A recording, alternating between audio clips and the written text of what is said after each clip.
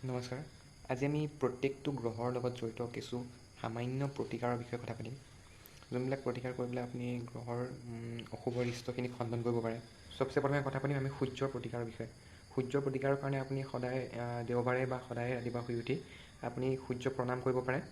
আৰু নহ'লে বা ওম আদিত্যাই নমঃ বুলি কৈ 11 বাৰ আপুনি সূৰ্য অৰ্ঘ্য দিব পাৰে, মানে সূৰ্যক আপুনি জল অৰ্পণ কৰিব পাৰে।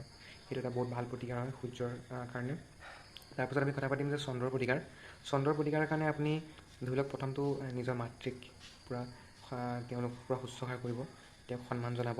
আৰু দ্বিতীয়তে আপুনি ধৰি লওক পূৰ্ণিমাৰ দিনাখন আপুনি গাখীৰ খাব, আৰু সেইটোৱে এটা চন্দ্ৰৰ কাৰণে বহুত বেছি ভাল প্ৰতিকাৰ। ৰাতি সময়ত পূৰ্ণিমাৰ দিনা আপুনি গাখীৰ খাব পাৰে। মঙ্গল গ্ৰহৰ প্ৰতিকাৰৰ কথা যদি কওঁ, তেন্তে মঙ্গল গ্ৰহৰ প্ৰতিকাৰ হিচাপে আপুনি মঙ্গলবাৰৰ দিনা হনুমান চলিচা পাঠ কৰিব পাৰে, আৰু মঙ্গলবাৰে আপুনি ব্ৰত ৰাখিব পাৰে। ইয়াৰ পাছত আমি কথা পাতিম বুধৰ বাবে এটা প্ৰতিকাৰ। বুধৰ কাৰণে আপুনি কি কৰিব পাৰে, আপুনি সেউজীয়া ঘাঁহ আপুনি গৰু ছাগলীক বুধবাৰ দিনাখন খুৱাব পাৰে।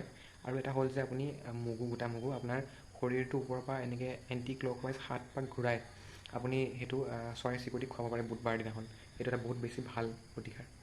তাৰপিছত আমি বৃহস্পতিৰ কাৰণে যদি কথা কওঁ, তেতিয়া বৃহস্পতিৰ কাৰণে আপুনি কেশৰ বুলি যোনটো কেশৰ বুলি কয়, সেই কেশৰত আপুনি মানে ফুট ল'ব পাৰে। এটা হ'ল নাভিত, আৰু এটা হ'ল বুকুত, আৰু এটা জিভাত ল'ব পাৰে, আৰু এটা একেবাৰে শেষত কপালত। ইয়াৰ পিছত আমি কথা পাতিম শনিৰ বাবে প্ৰতিকাৰ।